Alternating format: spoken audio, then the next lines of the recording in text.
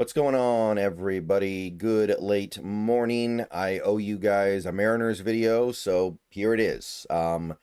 Seattle Mariners are starting their postseason tomorrow evening, 5:38. They take on the Tigers at home, and it's kind of hard to talk about this series because it's pretty hard to talk about these Detroit Tigers.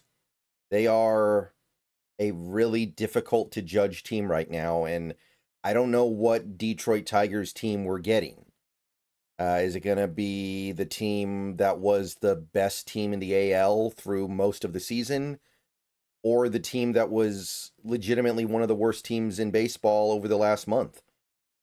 And with that, it's kind of hard to know what to say. Obviously, when the dust, when the smoke cleared on the MLB regular season, the Mariners were a better team than the Tigers by 3 games, but you can make an argument that they're either a lot better or a lot worse, depending on what part of the season you're looking at.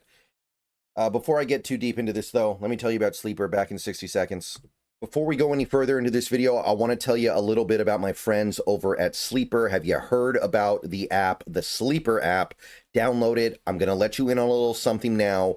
It's more than just a platform for fantasy leagues.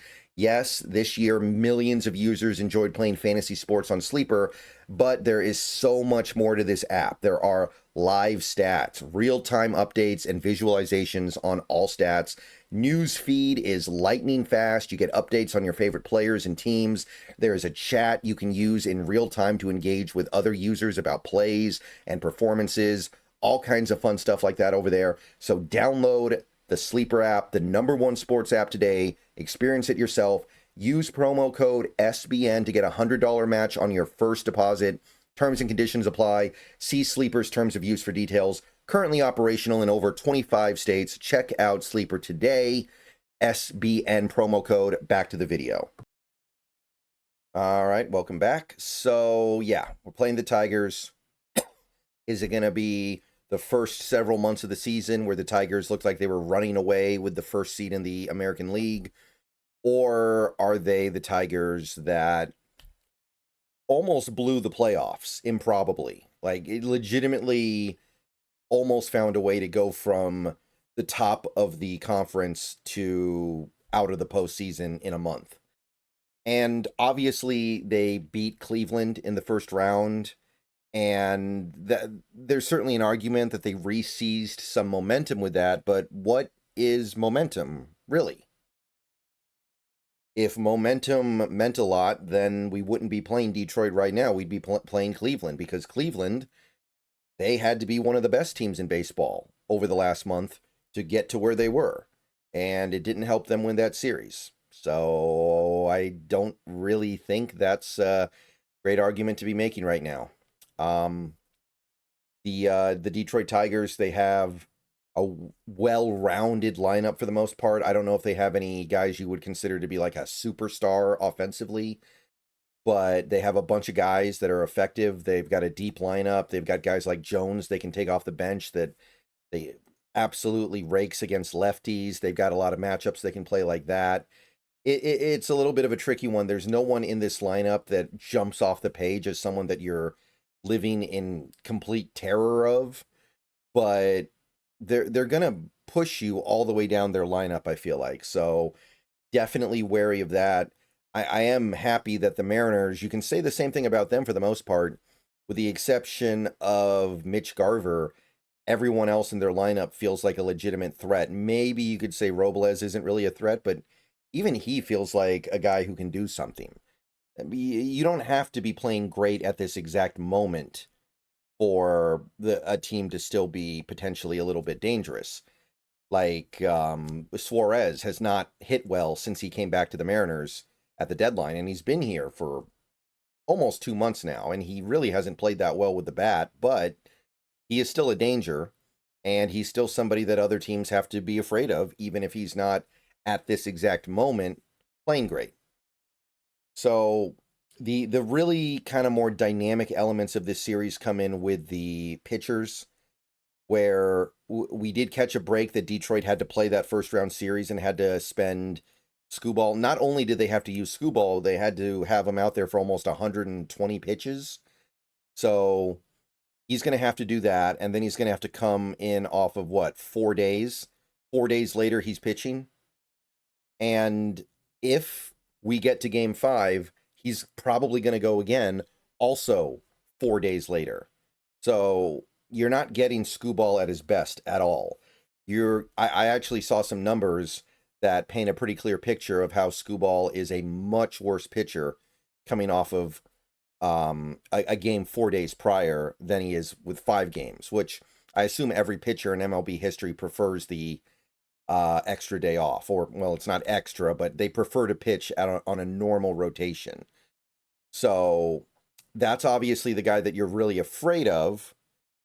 And other than that, the Tigers, they're just kind of okay with the pitching.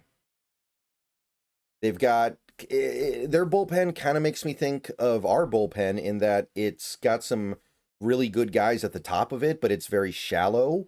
I think that if we can get deep into this Tigers bullpen throughout the series, then we can do some damage. I think that if you can get past maybe the first 2 or 3 guys, you can get some hits and you can get some runs against that group. And I know that tomorrow the Tigers are planning on making a bullpen start.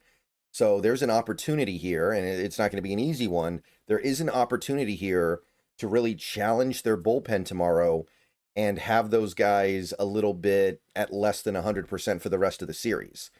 If you can do damage tomorrow in the bullpen start, then the rest of that series changes a little bit. Then their starters are going to be looking to squeeze out an extra inning, and that's when danger happens quite frequently. But other than Skubal, their starters are okay. I'm not overly intimidated by anything over there, other than Skubal, who is probably the best pitcher in baseball. And obviously, I'm saying that in a position of slight discomfort because we got some not so great news about Brian Wu yesterday, where they kind of sort of indicated that it would not be surprising if he misses the series. Now, the good news is the Mariners actually have a relatively deep rotation compared to other teams, where they have 3 guys, or really 4 guys, but I think the 4th guy this year is not healthy. They have 3 guys that have been called the ace of this rotation at some point in the last really 2 years. Like Logan Gilbert, George Kirby, and Luis Castillo.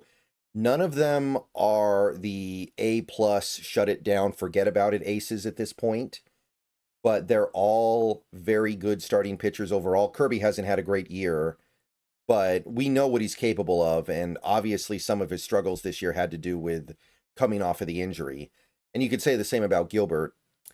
And I think that that's going to be valuable right now as we're trying to survive without Wu, and who knows what's going to happen with Wu. It's a pitcher, right?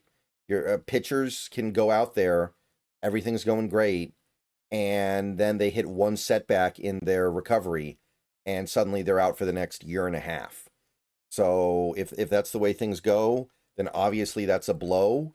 But we do have something that a lot of other teams don't have, is we still have 3 high-quality starting pitchers that we can put out there, so we can have the 3-man rotation if we need it.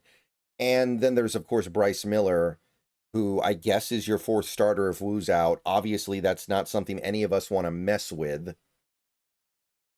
I assume that Miller is moving to the bullpen where he should be very effective. But if we actually have to call on him for a start at some point in any point in the playoffs, that's pretty discouraging. So it is really sad about Wu, which is why getting that first round bye was so big. But I don't know. I don't know what to expect at this point. If we had Wu and we could go with the 4-man rotation comfortably, then I would be feeling pretty good about this series and any series we play down the line, because not every team can do that.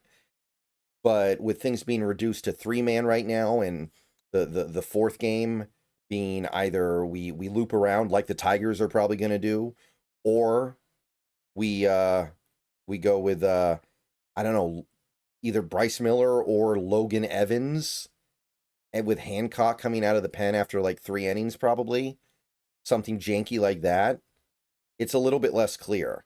I do feel pretty good about this series, but I am very aware of Detroit's ability to just turn back into the, maybe they weren't a juggernaut, but they were the best team in the AL for most of the season. They were. And they had to go through an epic collapse to get to the point where they actually had to go on the road in the first round.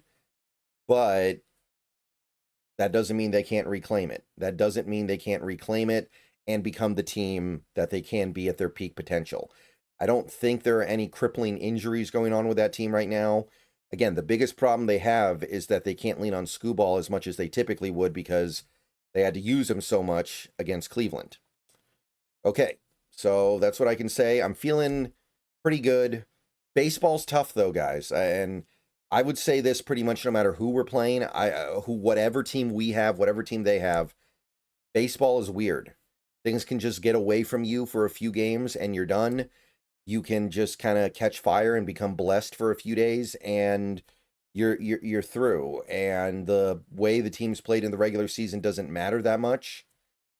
What I do know is that the Mariners really need to win tomorrow. If they can't win the bullpen start, then the vibes are going to be on the floor, and then we're going to have a must-win game against Skubal, who the Mariners have played pretty well against so far this year, I will admit.